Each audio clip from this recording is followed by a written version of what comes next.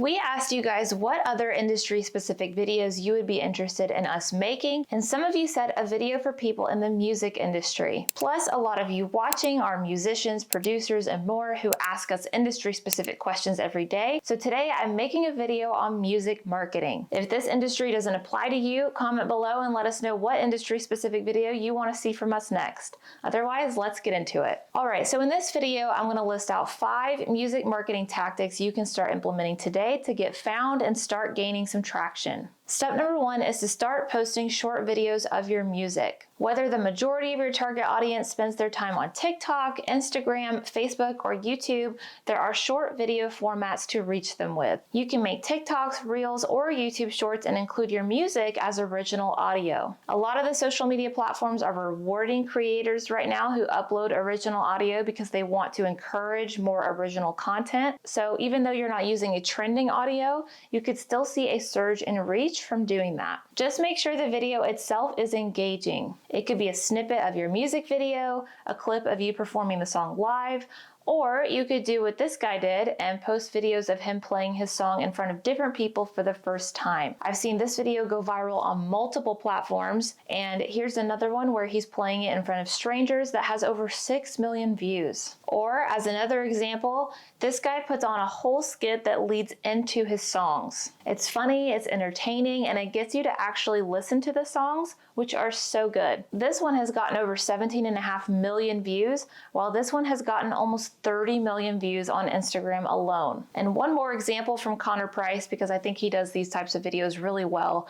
He used a filter to generate emojis and then put those emojis into the lyrics. Posting short videos regularly that gets your audience attention is a great way to get your music played long enough for people to realize that they love it and then go add it to their Spotify or Apple playlists. Which brings us to step number 2, get your songs listed on Spotify playlists. Go to artist.spotify.com/home, sign up and link your Spotify artist profile to Spotify for Artists if you haven't already. Spotify for Artists has a lot of great tools to help you promote your music, but perhaps the most popular tool is the ability to directly pitch your music for playlists. Once you're signed up and logged in, just head to the Home tab at the top of your Spotify for Artists dashboard and choose Pitch a Song to Our Editors. You can also navigate to the Music tab from the top of your Spotify for Artists dashboard and choose Upcoming and then Pitch a Song. Either way works. From there, you can choose the specific track that you'd like to pitch. Spotify will ask you to fill out some info about the release you're pitching, like where you, the artist, are from,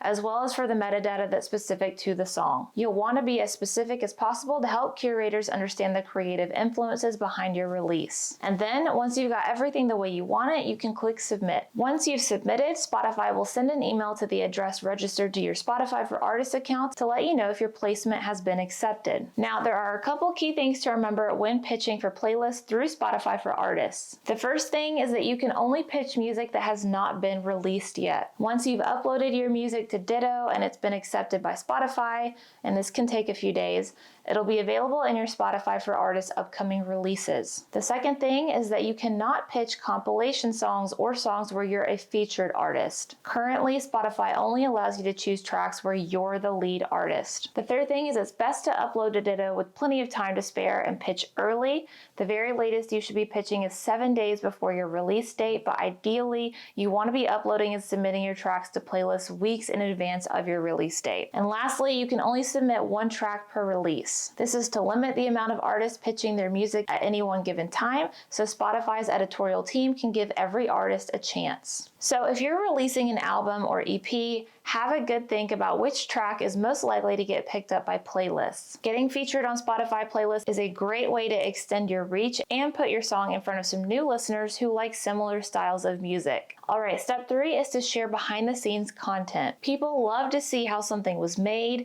particularly within the music industry. Another example from Connor Price includes his viral series where he spins the globe and randomly picks a country, finds an artist from that country to partner with, and then they make a song together. Or you could go live showing yourself coming up with the beat or the lyrics, etc. Whether it's via a live video or regular video content, you'll want to share behind the scenes content of what you do. People who watch it are going to feel that much more invested in you and your work, and people who are there from the beginning are going to to stick around to support the final product. Step number 4 is to connect with other artists, whether it's on a podcast, doing a song together, doing a fun interview or Q&A together, stitch or duet their video, etc. You want to connect with other artists that can give you some extra reach. The key is to connect with artists who are likely to hold a fan base that will be interested in your music as well, and vice versa, because the best partnerships are mutually beneficial. And lastly, step 5 is to offer something of value in exchange for your album purchase. The fact of the matter is that people don't usually buy albums anymore. They stream the songs they want to hear, or they watch them for free on YouTube, etc. So the best way to receive album purchases is to include something with the purchase that they cannot get anywhere else. And if you don't know what to give away with the purchase, then you need to do a little extra digging into your target audience. If you know your audience, you should absolutely know their likes and dislikes, as well as what they would value or find cool. Maybe a shout out on your social media pages, free signed merch, or maybe 1 out of every 100 album purchasers can get a free concert ticket to your show. Decide what to include with their album purchase based on what you think would motivate your audience the most. So please like, subscribe, and ring the notification bell if you found this video helpful, and I will see you guys in the next episode.